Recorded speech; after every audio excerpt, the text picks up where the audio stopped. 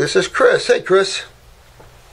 Long-term vegetarian diet changes human DNA, raising risk of cancer and heart disease. Did we just talk about that? Is a heading from the London Telegraph, March 29th, 2016. Love it, don't you? Gosh, how many animals would be in trouble right now? That'd be a problem for all the herbivores. But you're talking about a vegetarian issue in a frugivore species. Because we are, whether one likes to admit it or not, we're frugivores. We are the highest evolved, the highest species neurologically on this planet. And it's time man accepts that. Not better than. No, I didn't say that. I said higher in the evolutionary scale, so to speak, higher in the level of awareness, supposedly. But man has not even claimed his level. He's just wallowing it down in the ground with the pigs, and then eating the pigs. It's like, no, we reach to the sky. We pick and eat and peel. This is all we have. But it changes. You notice how each and every one of you that on the fruit diet is growing spiritually. Notice how it's changing you. It's putting more smiles on your face. It's making your body feel light, like it's not there dragging around like a ball and chain. All of those things. It's cool.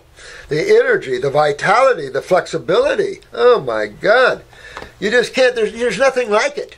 So those people that get stuck in the mud and they don't want to change, and if they only knew what a few months or a couple of years in their world would do to them, they'd be running to get to this door. But their karma, as the mom said, and their awareness is keeping a lot of people from that. Well, it's not meant to be, of course. Not meant for everybody. I just thought I should share with you the level of propaganda that the powers that be are relaying to the world. I know it, and I've got that right here. I showed you guys. I got that right here.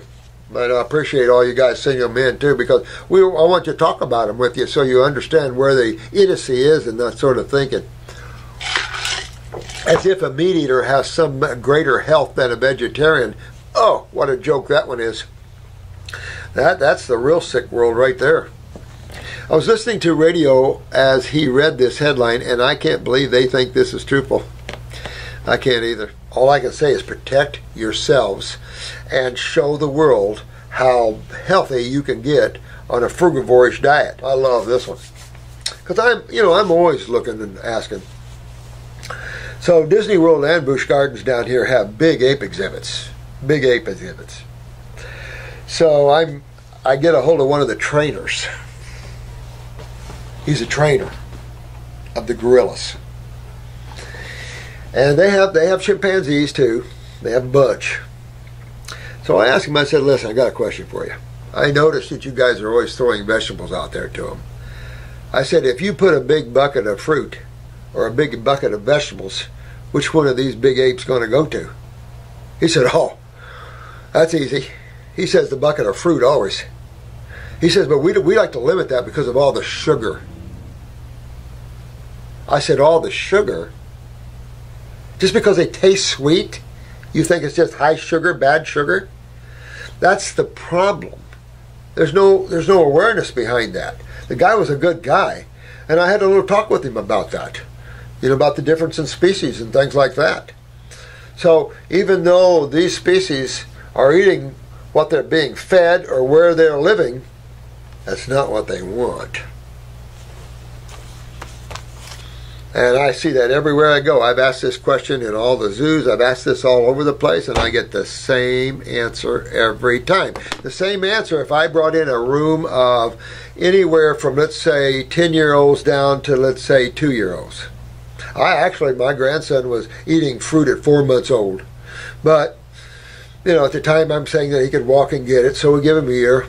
I can't forget, he was walking before a year. I can't remember how young he was, but man, unreal. Fruit always. Vegetables? Nope, fruit.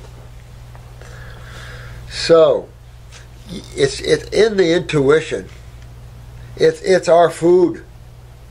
And people are so willing to taint that. And it's just the negative forces controlling these people. And that's why it's important to break loose of these negative thoughts and negative controls, because it's pulling man deeper down.